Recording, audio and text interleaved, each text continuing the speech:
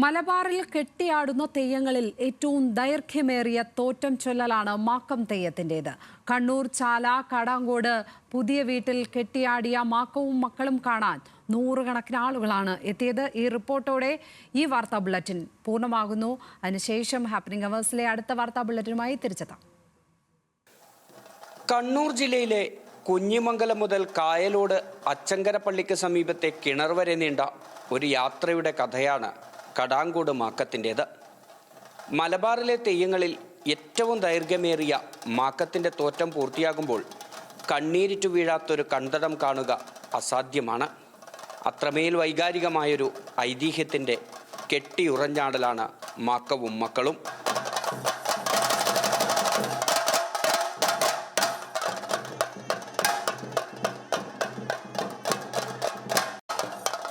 മരണമാണ് മുന്നിലെന്നറിഞ്ഞിട്ടും ആങ്ങളമാർക്കൊപ്പം തൻ്റെ പൊന്നോമനകളെ കൈചേർത്ത് പിടിച്ചു നടന്ന മാക്കത്തെ മനസ്സിലാവാഹിച്ചല്ലാതെ ആ തെയ്യക്കാവിൽ നിന്ന് മടങ്ങാനാവില്ല. കടാങ്കോട്ട് തറവാട്ടിലെ ഉണ്ണിച്ചെറിയയുടെ മകളാണ് മാക്കം. കോലത്തിരിയുടെ പടനായകരായ 12 ആങ്ങളമാരുടെ ഏക പെങ്ങൾ. കുഞ്ഞിമാക്കത്തിനെ മച്ചുനനായ കുട്ടി നമ്പറാനെ കൊണ്ട് വിവാഹം കഴിപ്പിച്ചു. മക്കളായ ചാത്തുവും ചീരുവുമായി സഹോദരന്മാരുടെ ഭാര്യമാർക്കൊപ്പമായിരുന്നു മാക്കത്തിൻ്റെ താമസം. ഭർത്താക്കന്മാരുടെ അമിതമായ സഹോദരീ സ്നേഹം കാരണം നാത്തൂന്മാർക്ക് മാക്കത്തിനെ ഇഷ്ടമായിരുന്നില്ല. അവളെ ആങ്ങളമാരിൽ നിന്ന് അകറ്റാൻ അവർ ഒരു പണി ചെയ്തു. ഭർത്താക്കന്മാർ പടക്ക് പോയി തിരിച്ചു വരുന്ന സമയത്താണ് പതിവ് പോലെ എണ്ണയുമായി വാണിയൻ കടാങ്കോടേക്കെത്തിയത്.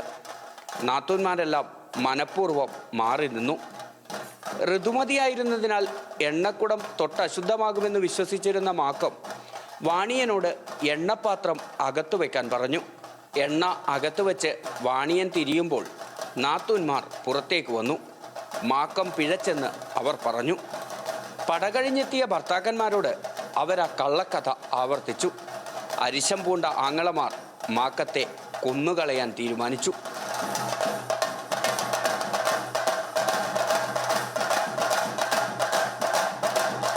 കോട്ടയത്ത് വിളക്കുമാടം കാണാനെന്നും പറഞ്ഞ് മാക്കവുമായി അവർ പുറപ്പെട്ടു. പാടവും പുഴയും കാടും കടന്ന് നടന്നു പോകവേ കുട്ടികൾക്ക് ദാഹിച്ചു. ചാല പുതിയ വീട്ടിൽ കയറി വെള്ളം ചോദിച്ചു.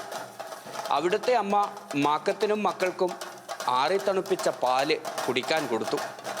ആ സ്നേഹത്തിന് പകരമായി കഴുത്തിൽ കെട്ടിയ കോയപ്പൊന്ന് അഴിച്ചുകൊടുത്ത് മാക്കം യാത്ര തുടർന്നു.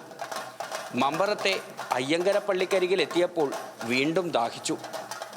വെള്ളം കുടിക്കാൻ സഹോദരന്മാർ കിണറ്റിനരികിലേക്ക് കൊണ്ടുപോയി. വെള്ളമെടുത്ത് കുട്ടികൾക്ക് കൊടുക്കുന്നതിനിടെ നട്ടുച്ചയ്ക്ക് നക്ഷത്രമുദിച്ചത് കണ്ടോ മാക്കേ എന്ന് സഹോദരന്മാരുടെ ചോദ്യം കേട്ട് തലയുയർത്തിയ മാക്കത്തിൻ്റെ തല സഹോദരന്മാർ ചുരിക കൊണ്ട് അറുത്തു. കുട്ടികളെയും കൊന്നു. ഇത് കണ്ടുകൊണ്ട് അതുവഴി വന്ന മാവിലനെയും അവർ കൊന്നു തള്ളി. ഇവർ പിന്നീട് ദൈവക്കരുവായി പുനർജനിച്ചത്രേ മാക്കവും മക്കളും തെയ്യമായത്. മാവിലനും ആ തെയ്യങ്ങൾക്കൊപ്പം ഇറങ്ങും. ഹരിദാസൻ പെരുവണ്ണാൻ മങ്ങാടായിരുന്നു മാക്കത്തിൻ്റെ കോലധാരി. അശ്വന്ത് കോൾത്തുരത്തെ ചാത്തുവിൻ്റെയും വിജിലേഷ് പെരുവണ്ണാൻ കൂടാളി ചീരുവിൻ്റെയും മുടിയണിഞ്ഞു.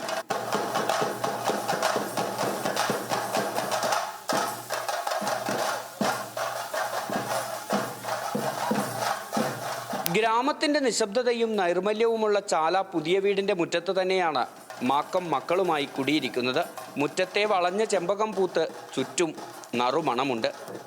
ഒരു മാക്കം കൂടി പൂർത്തിയാകുമ്പോൾ ആ ചെമ്പകമണവും തെയ്യം നൽകിയ മഞ്ഞൾക്കുറിയും ഇനിയുള്ള ഒരു വർഷത്തേക്ക് ഓർമ്മയിൽ സൂക്ഷിക്കാനുള്ളതാണ് തെയ്യപ്രേമികൾക്ക്.